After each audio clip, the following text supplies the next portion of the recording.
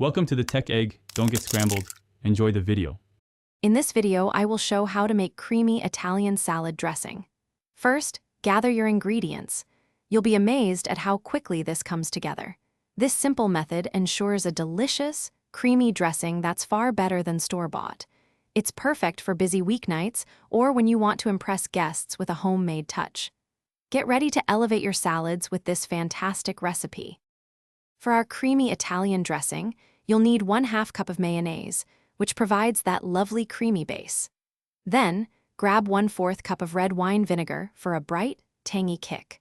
We'll also use 2 tablespoons of good quality olive oil for richness and 1 tablespoon of Italian seasoning for that classic flavor. Finally, 1 teaspoon each of garlic powder and granulated sugar will balance everything perfectly. Now for the easy part, mixing. In a medium-sized bowl, combine your mayonnaise, red wine vinegar, and olive oil. Give those a quick whisk to start. Next, add in your Italian seasoning, garlic powder, and sugar.